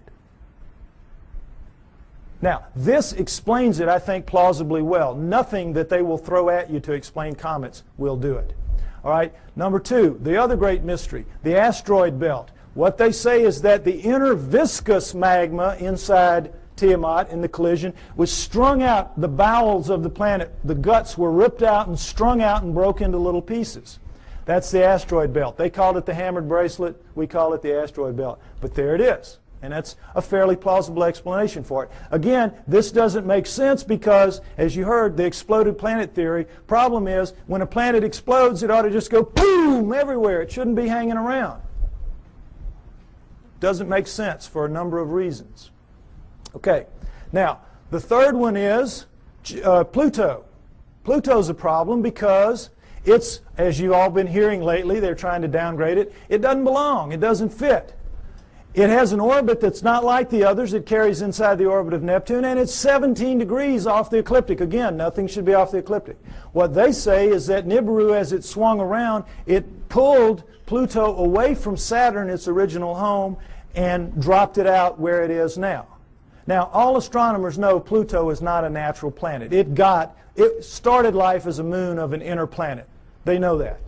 But they have no idea how it could have gotten moved out to where it is. Here you go. Here's a reasonable answer right here. Now, let's talk about Earth. Three great mysteries here. Life. Well, first of all, let's establish that Earth is a remnant of this. What happens is Nibiru's moon bangs into the remnant of Tiamat, and like pool balls, boop, hitting, knocks it inside the orbit of Mars, and it reestablishes there and becomes the Earth, the remnant of Tiamat. Now, Earth has one great mystery is life. How did life come to be? Life appears, despite what you're told about the lightning bolt into the primordial soup and all that, forget it. That's just a joke. That's just a fantasy fairy tale to tell people that don't want to know the truth and to tell kids in school. That's what they're teaching to this day. We know very well that the first forms of life to appear on Earth appear suddenly. They're very sophisticated bacteria, prokaryotic bacteria, and there's not one, there's two kinds, and they appear at around 4 billion years ago. Suddenly, overnight, strata with two kinds, sophisticated bacteria, relative to what that first living form would have been. If I had done the first part of my show, you would see all that. Okay, you can get the tape or get one tape and put it in a room and let everybody see it if you want to. But anyway, the point is, life is a great mystery. How it would suddenly appear 4 billion years ago, here you go. It says in the tablets, in the collision between Nibiru and Tiamat, in the mingling of their waters, Nibiru passed life to Tiamat, to the remnant of Tiamat. Perfect explanation for the sudden appearance of two sophisticated life forms on the remnant. Now, the remnant now is over here with its moon Kingu and has gone over, and now we're looking at two major differences in Earth and all other astral bodies out there. Earth is missing a huge portion of its crust, and it has plate tectonics, movement in the plates. How could that happen? No explanation. Why? Because in the vacuum, any liquid in a vacuum, what does it do? You see it in the space shuttle all the time. They let orange juice or milk. It makes the smallest, tightest ball it can make. That is what a liquid does in a vacuum. Smallest, tightest ball it can make. Now, that is what all the other astral bodies have done. They don't have plate tectonics. There's nowhere for the plates to go. They're as tight as they can be. Where do plate tectonics come from? In the collision, the backside of Tiamat is cracked like an eggshell. Cracked like an eggshell. There are the plates. There are the plates. And when the missing crust, of course, is when the half is there. It's still viscous. It's still magma. So what's it going to do? It's going to tighten itself down into a new ball, much smaller than the old one had been. And what's going to happen? It's going to have a big chunk gone, a big missing piece of itself, a big hole in itself, in its skin. And so that scar is going to break up into pieces as the plates move around, and we have the plate tectonics and we have the missing surface that we know about today. Next slide, please. And we'll take a look at just a representation of what it looks like with the water gone. Not to scale, of course, but you get the idea. This is not like any other planet or moon out there. Something happened. And I think the Enuma Elish gives a plausible explanation for what that was and for all the other things that I mentioned as well. Next slide. Now, when the dust settled, here's what we had. The solar system as we know it today, with Nibiru moving in this clockwise 3,600-year orbit. And I say it passes outside the orbit of Mars, inside the inner edge of the asteroid belt. And the last time through, I think, was around 200 BC, which means it's just past aphelion out here, and it's going to be back around 3400 AD, about 1400 years. We don't have to worry about it if I'm right. You will get arguments about these dates. Some people use textual interpretations. I use the date of the ending of the Ice Age, which I believe was caused by Nibiru passing through and lifting the tides. You can read about why I think that in the book. And I use the dating of the ice cores and the tree rings of science. I try to make my work as scientifically based as I can because I expect someday to be able to go toe-to-toe with those guys, and I want to be able to do it on their turf in their terms. Okay? So, next slide. All right. This is some of the proof for that story that you've just heard, and it starts with cylinder seals. And I just want you to see what a cylinder seal is.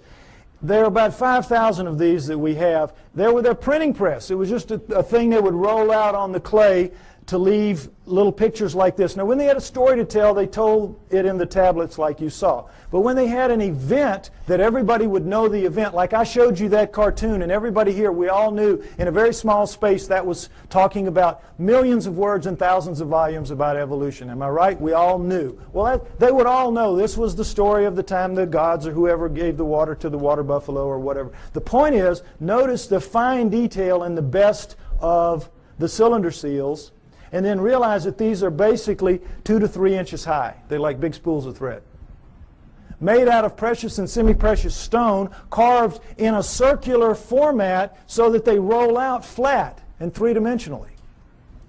Now, when asked how this was done, science says, well, they could only have bored little holes into the rock and then abraded them out like they, to the degree that they wanted. Well, the sand would be bigger than the holes you need to do this. Some of this work anyway. There's just no way. Lasers, this is not even an inch square here. Lasers would have a hard time doing this if they could do it. Nobody knows how they did this. They're just pulling one out of the hat on you. Okay, next slide. This is the one I want you to see. This is a much older one, much more worn, as you can see. 4,500 years, 4,500 years, 2,500 BC. It's VA 243. It's in a museum in Berlin. It's well dated. And it's called the granting of the plow. This is a seated God. See him in his chair with a plow in his hand. And this is a standing God, and this is a human. How do we know they're gods? Because they have horns on their helmets. Horns on their helmets. Notice the horns. This is how you signify gods, or they did anyway, the Sumerians did on their cylinder seals. And I want you to pay special attention to this because later at the banquet we might see a real live Anunnaki helmet. We might see that. Okay, now, normally they would put astronomical signs up here to indicate who the god was because not everybody would know. But in this one, obviously everybody knew. And as you can see, this the human is carrying this kind of skunky old digging stick that the most primitive people have, even to this day. And this new wooden plow here, 4,500 years ago, we can go to Egypt today and see this very plow, and in many other third world countries still being used, this very plow. Okay, so no question it's the granting of the plow. But this is what makes this special right here. Let's see a blow-up of that. What is this? Solar system, right. Sun, Mercury, Venus, Earth, in their relative sizes, mind you. Earth, Moon, think how small that is. What grain of sand dug that out? Mars, and then, what should be here? This should be the asteroid belt. This is Nibiru, folks. Nibiru. Jupiter, Saturn, Pluto as a moon of Saturn, Uranus, Neptune. Notice that it's only a little bit bigger than Uranus, Neptune. It's about 3 times bigger than Earth. Nibiru is a good-sized planet. Good-sized planet, according to this. Okay? Now, again, what proof do we have of any of this? Let's take some look. Let's take a look at this. All right. Here's a look at the solar system that you don't get to very often. And did it occur to any of you that we were looking at a cylinder seal carved at 4,500 years ago that had Uranus in it that we only discovered in 1781 when our telescopes got good enough to see it? It had Neptune when we discovered in 1846 when our telescopes got good enough to see it, and Pluto, which we discovered in 1930 when our mathematicians got good enough to tell our astronomers where to look for the thing because it was so small. What are the Sumerians doing knowing about that? Furthermore, what are they doing writing in one of their tablets that if you look at these two, Uranus and Neptune, in the heavens, meaning right out on them, they look like blue-green watery twins. When we didn't find that out, we thought they were just big old gas bags like Jupiter and Saturn until Voyager went out there in 86 and 89 and found that, lo and behold, they really are blue-green watery twins. What the Sumerians said 4,500 years ago. Furthermore, they didn't count the way we do. Earth was not the third rock from the sun for them. It was number 7. So that means they were counting from out here, and they were putting Pluto in its correct place. What are they doing with all that knowledge? Well, they make no bones about it. They say everything that we know, everything that we are, everything that we have comes from the people living on Nibiru. The people living on Nibiru came to Earth and gave us everything that we have, everything that we know, our great culture. Now, what's the proof of that? Is there any proof that any ancient advanced civilization was ever on Earth at any point in the dim or distant past? Yes, yes. The megalithic structures out there, the pyramids, Tiwanaku, Baalbek, Teotihuacan, Stonehenge, you name it, a couple of dozen of them. All of those are impossible for human beings to recreate today. And yet we are told in another one of these great fantasies that they were somehow created by people in ancient times, ancient Egyptians or ancient Sumerians or anybody. Somehow or other they did it. And it's just absolute malarkey. Impossible. Now, next slide. Some Egyptian scholars tried to prove it by getting down in with some pink granite here and wailing away with some stones for a few hours and tore their hands up and walked out of there saying, well, you know, we couldn't make much of a dent in it, but boy, you know, those old folks, they sure had a lot of time on their hands, and somehow they figured out a way to do it. Wouldn't give an inch after this. Wouldn't give an inch. It's ridiculous. Now, here's the stone they're working on. Next slide. Some of you may have seen this. This is an ancient 1,170-ton obelisk lies unfinished at the Aswan quarry. A crack rendered the stone unusable. It's pink granite. They were making it into an obelisk like the one you saw in Allen's slides. Okay? It's about 100 feet long. It's about 12 feet wide, 12 feet deep on the side. Imagine the Washington Monument, just squared off. And it's pretty much done. But now let's move this from the Stone Age. Let's move it through the age of copper, because copper wouldn't make a dent in that. And let's move it into the Bronze Age. Bronze will chip on it. Bronze will take a little bit of it out. Now, let's put our bronze chisels or hatchets or whatever in the hands of some guys and get them down in this crack and put them to work. How do you think you're going to fare in there? Pretty tight fit. Plastic Man might have a tough time up in there. But the point is, they've got it pretty much done. They're working on the spire here. When they break it, you know how it works. You press here, you get this. Well, look, does this look like somebody chipping away with a little hand? No. This looks like a belt sander taking pieces out the size of the chair you're sitting on. Huge chunks of pink granite, one of the hardest stones in the world, just being ripped out. And they press too hard with whatever machine they've got here, and you know your physics. You get stress back here, and they popped it. They broke it. And they just said, whoops, we busted that one. And they just unhooked it and went somewhere else and left it for us to marvel at and wonder how they could have done it. But now let's go ahead and say they didn't bust it and they finished it. These primitive people now who managed somehow to do this. They finished it. It's ready to go. The hole, by the way, is about 15 feet deep. That's the top of it up there. But still, what's the first thing they've got to do? Somebody's got to draw straws to get down there with his hatchet and cut it loose from the bottom. Now, who's going to do that with 1,100 tons sitting on top of him? We could not get our best diamond-tipped blades to cut through underneath this thing. The weight would stop the blade. We could not, the operative word here is impossible. We could not get this out of here. And yet they did it time and time and time again. To lift it out, just if we could somehow cut it loose, we would have to take a dozen of our largest movable cranes to wring that hole just to get it up. You're being lied to, folks. That's the main thing you got to understand. You're being lied to. It's absolutely impossible for this one stone proves that none of the megaliths were made by those people in that era. And this, again, is not the biggest one. They have them in Baalbek twice that big. Okay? Next slide. All right. What we're told is that the Anunnaki came to Earth for this, gold. mining gold. And that originally, the story is, they landed in ancient Sumer, but not 6,000 years ago, 400,000 years ago, 430,000 approximately to be exact. 400,000 years ago they land in modern-day Iraq, and they set up shop in the Tigris-Euphrates Valley, and they call their home away from home, their home away from Nibiru, the Eden.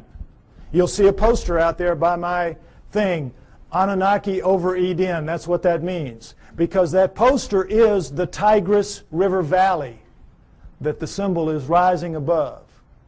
That is where it was. That is where Eden was, according to them, and that comes down in the Bible as such.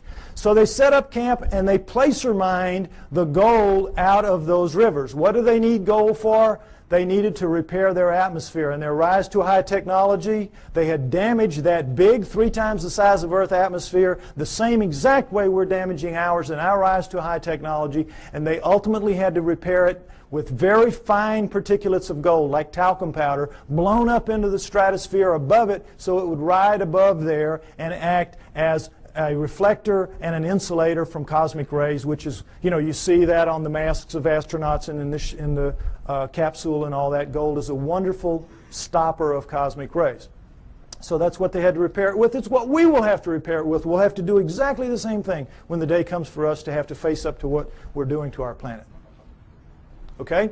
So they came, they placer mined out of the river, and all that is you put a tray in the water, you let the water sweep over, the water drops the gold into these cloth. Every few weeks you pick it up, and it's real easy. It's the way we do it now when we have the opportunity. But you tap out any stream system, ultimately, and they did. After about 150,000 years, they had tapped it out. And so they decided they were going to split themselves up and go where the mother lode of gold was on the planet Earth, which is what it is today, Southern Africa. So they divided themselves into the upper world, which remained the Eden, and the Abzu, which was the lower world, and you didn't want to go to the lower world because you had to get in the holes and dig the gold. And they didn't like it. So the Anunnaki revolted. They said, we don't want to do this. We want a slave to do this work for us. Plus, it was a hardship duty, mostly men. Why don't you make us some women while you're at it? So that's what they did. They decided to use the creatures of Earth, which would be the hominoids, and I say it would have been the Almas, the likeliest candidate.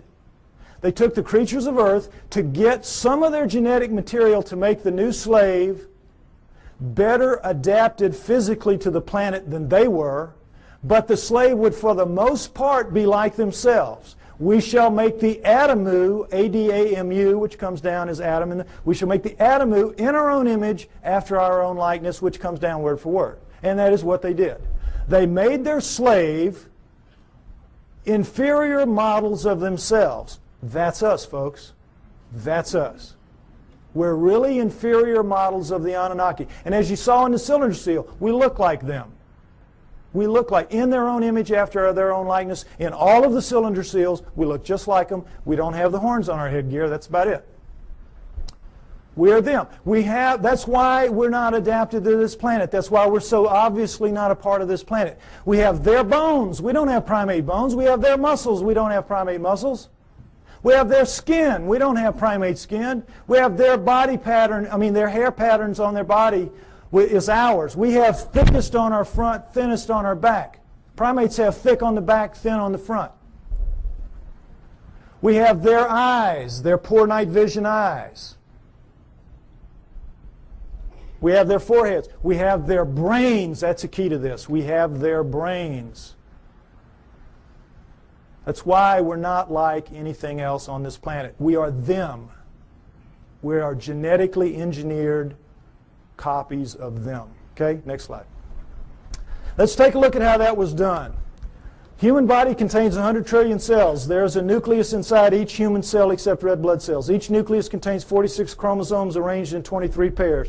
One chromosome of every pair is from each parent. The chromosomes are filled with tightly coiled strands of DNA. Genes are segments of DNA that contain instructions to make proteins, the building blocks of life. This is where genetic engineering takes place. Now, we're going to go over it lightly, but it's very important. I want you to understand these things that I'm going to tell you now. Okay, next slide. Don't worry about the details and how they do it. This is what they do. They can open up a cell, our genetic engineers can, our geneticists can. We can open up a cell, open up the nucleus, pull out strands of DNA, and in that strand, 98% of it will be what's called junk DNA. We don't know what it does. If it has a function, we don't know what it is. 2% will be what are called, prosaically enough, the working segments. They work. They do what they're supposed to do. They make the proteins. Now, if you cut in the junk above a working segment and in the junk below and remove it and have done the same with another strand of DNA over here, you can move anything into anything else. It can be animal into plant, plant into animal, fish into fowl. It does not matter, because all living things at the most fundamental level are exactly alike. Understand that. We're all made of the same 4 base pairs, the same 20 amino acids. Everything is the same at the most basic level. It's like it's pop beads that are interchangeable. It is almost as if somebody designed it that way so they could just mix and match the parts and make anything they wanted. Isn't it? Something to think about. Okay, but the problem with it from an engineering standpoint is this. You're not cutting with a blade. These are not precise cuts. The blade would have to be a few molecules thick. You're cutting with chemicals. Chemicals. Now, the chemicals can cut pretty accurately, but mistakes are going to happen. Something's going to ooze out where it doesn't belong. Something's going to splash over it where it doesn't belong. Mistakes are going to happen. Inevitable. We know that. We make mistakes all the time. Another problem with genetic engineering is you don't know what you're going to get when you do this. You can't predict. You have to decide what you're going to do. You have to do it. You have to let it express, which is live, and see what you get, and then use that to determine what you do the next time. And of course, the great fear in genetic engineering is somebody's going to make a mistake and create the Andromeda strain that's going to kill us all. A legitimate concern. Although everybody's very careful, and I'm not too worried about it. But mistakes do happen because all of this is so incredibly microscopic. It's out of the nucleus of your cells. Imagine how microscopic it is. But don't try to figure it out. I can't even figure it out. It's really complex. But they do it. Okay.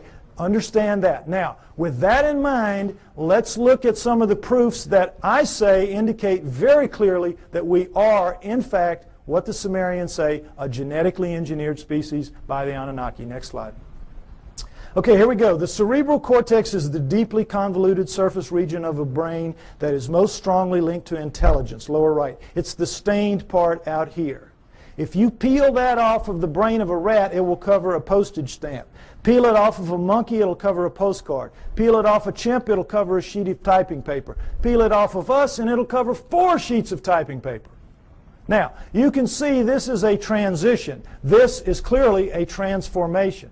Now, there's some weird things about it. These guys are using all they've got. All they've got. We're using 1/2 of 1 page in a very different way than they are using what they have. 1/2 of 1 page. How do we know? We all know. We use about 10% of our brains. We know that from the studies done with idiot savants. You know that. And we know there are thousands of miles of neural network in our heads not being used. We don't know why. We don't know why. I'll tell you why. We shall make the atom who's strong but not too strong, smart but not too smart. They sealed it off genetically at the 10% mark or wherever it is. We don't know exactly where it is. But wherever it is, they sealed us off. You don't want your slave to be anywhere near as smart as you. You, in fact, want your slave to be so decidedly inferior to you that you never have to worry about treating it like a slave. So they engineered us to be really clever to ourselves, but for them, we were smart enough to talk, take instructions, act with a little bit of ingenuity and self-reliance. They could turn things over to us and kind of let us take over and do it. They gave us just enough to be wonderful in our own eyes, but be pond scum relative to them. It's what they did. So, it's pretty clear in as much as that, and now understand with the idiot savants, for those of you that don't know the proof about this, idiot savants get some beam of light in the damage to the good 10. They get some beam of light and it will strike somewhere in the other 90%. You all saw Dustin Hoffman in Rain Man, remember? Well, they get it in math, they get it in music, they get it in sculpture, art, whatever, wherever it strikes. Now, if there's just one, we could say, well, that's a freak of nature. But we've had lots of them, lots of them. So we know that all of this is out there. It's in our heads. We just can't access it. We just can't use it. But if it wasn't in our heads, it wouldn't be in their heads. So we know that it happened. They have no idea how. Well, I say that the Anunnaki did it deliberately, and that makes sense to me. Next slide. Okay, mitochondrial DNA, late 1980s, you might remember this. In humans, over 99.99% of a cell's DNA is packed into the cell nucleus, with a small amount occurring outside the nucleus in small structures called mitochondria. That's these babies right here. They're about 16,000 base pairs long. Now, when you have a mixing and a mating, the DNA in the nucleus mixes. But with the mitochondrial DNA, it does not. Sperm doesn't have mitochondrial, eggs do. And so females pass it down intact generation after generation. Well, when this was figured out in the 70s, boy, the botanists and the geneticists said, great. Now we can go and find out if the split from the common ancestor was closer to 8 million years or closer to 5 million years. Remember that? We're going to now pin it down. It's going to be one or the other. We're going to figure it out. So they went out and they took the mitochondrial DNA of women all around the world, every race, every creed, every culture, every country, and they brought them back to the lab and they started working on them. And when the answers came in the late 1980s, it was not 8 million years ago. It wasn't 5 million years ago. It was way the heck down to 200 to 250,000 years ago, and that's all. We don't exist genetically beyond 200 to 250,000 years. And of course, needless to say, the anthropologists said, you guys are nuts. We've got these skulls showing, these bodies showing, these prehumans showing that we go back millions of years. What's the matter with you?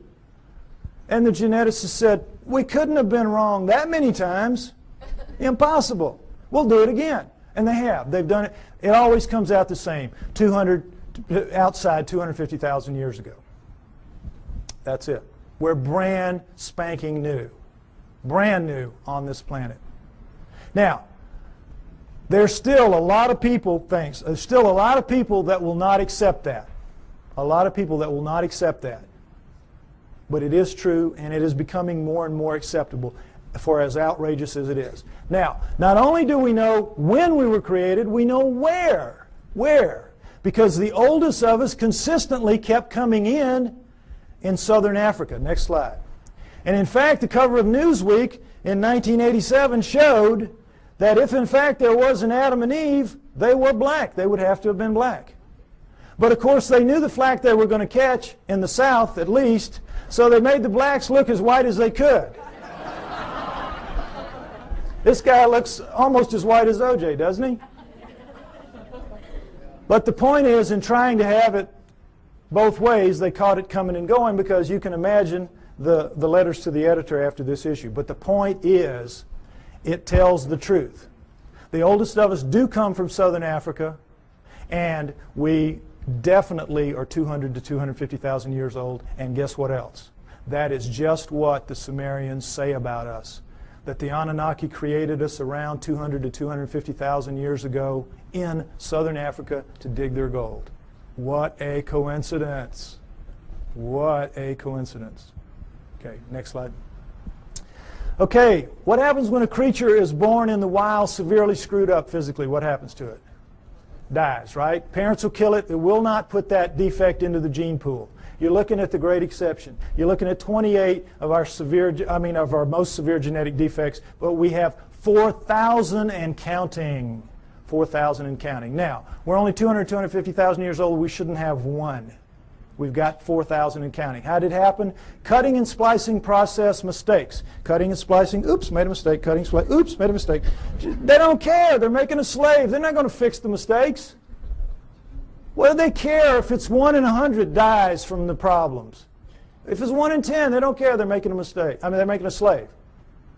But they know the numbers, like we have found out the hard way. If you let the population propagate naturally, those numbers go way down for each person. Right now, as we sit here, we average about 50 of the 4,000, each of us. And we have a mating with our mate. If we share any of those 50, then each of our offspring will have a 1 in 4 chance of expressing it. That's why you'll get mongoloids in the best of families, mongoloids in the lowest of families, and all around the world. And that's what genetic defects are. In the wild, you will get 2-headed calves and 6-legged goats. That's a sperm-egg misconnect. That's not something that you see steadily on and on.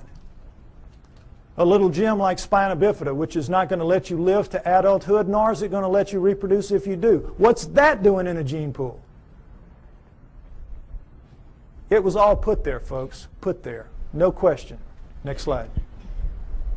Okay, here we go with the chromosome match. It's kind of hard to see, comparison rather. Humans, chimpanzees, gorillas, and orangutans right here. And you see how similar they are. And as we know that between humans and chimpanzees, there's 99% similarity in the DNA and 98% with gorillas. And it's like, oh, well, then that we're just kissing cousins. That's as close as you can be. We're almost the same thing.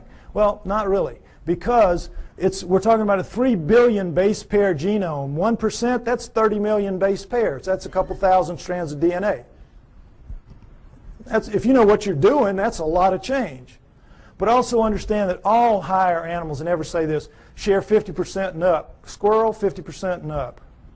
You see, so it isn't quite as astounding as it seems. But what we're looking at here is the Anunnaki have got themselves a real problem. And that problem is this.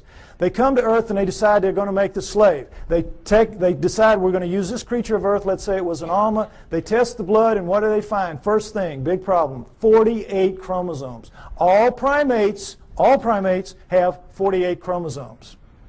But they, the Anunnaki, have only 46 chromosomes. How do we know that? Because we have 46 chromosomes. We descend from primates, and yet somehow we lose 2 whole chromosomes. That's an awful lot of DNA. And somehow we're so much better than them. Well, they have 68 or something like that relative to them. But we don't. We have 46. So we know this was the result of the genetic engineering, and they had a problem, the Anunnaki did. What could they do? They had to, you know how it works. There's 24 in sperm and egg, 23 sperm and egg. So you got to get the sperm and the egg to match up, one or the other, 23 or 24. Can you take out a chromosome from the creature of Earth, the 24, and still have a creature of Earth? No. Can you add a chromosome to yourself and still have an Anunnaki? Go up to 24 from 23? No. You got a real problem. It's an insoluble problem. And you need that because you got to get the first hybrid to get in the game of the genetic engineering. You got to get something alive that is a blending of you two to begin to work on it. So what can you do? How can you solve that problem? There's only one way, and boy is it smart. You go in and you look and you compare the chromosomes and you find 2 that can be fused and will take up one space but maintain the integrity of all the chromosomal material. You find a spot where you can fuse 2 to make 1, and now you've got all the material but taken up one place, and now you're ready to rock and roll. You with me? All right, let's look at the number 2 chromosome close up. They just went to the second one. They just looked down the row and they said, okay, this will work. Orangutan, 2 and 3. Gorilla, 2 and 3. Chimp, 2 and 3. Human. Uh-oh. Fusion. How long do you think it would take Mother Nature to do this? There's no clearer proof that we're genetically engineered just like they say we are. Next slide. And so, I think it's fair to say that everything we know is wrong, at least about human origins, that we were given life by the gods with a small g through the equivalent of a test tube, and that originally we were the hair-covered hominoids, and that our humanity emerged from that. Now, this is where I normally end it, and they tell me I'm running out of time, so I want to get to the new thing that I want to share with you. Oh, no, where did I? Oh, here it is. Because this is really exciting to me. On the 12th of this month, which was just recently, I received an email from a person who wants to remain anonymous. And this is what he said to me. He is a geneticist, a full-blown geneticist. And he says, "Dear Mr. Pye, I agree with your conclusions and will give you a few hints, if you wish, as a DNA deep throat. First, look up the huge discontinuities between man and the various apes for whole mitochondrial DNA, genes for the Rh factor, and human Y chromosomes, among others. Regarding number 3, the chromosomes, I refer you to K.D. Smith's 1987 study titled Repeated DNA Sequences of the Human Y Chromosome. It says most human Y chromosome sequences so far examined do not have homologs, which are similar sequences, on the Y chromosomes of other primates. Human female DNA does look somewhat ape-like, but not the male Y. This means that if we are a crossbred hybrid species, as you contend, meaning me, the cross had to be between a female ape-like creature, a creature of the earth, as the Sumerians said, and a male person from elsewhere, as I also contend. He goes on to say, what the evolutionists do is find certain genes which look very similar between man and ape, then they make a tree of descent while ignoring those huge impassable abysses of difference elsewhere. Also, by certain methods of DNA dating, one can tell that numerous genes have been recently added to the human genome. If workers in my field were to say such things openly, we would be ostracized, as I also contend, and forced to live in a tent. Any work along these lines would be rejected without any form of appeal. So what can we do? Sincerely, DNA Deep Throat. Now,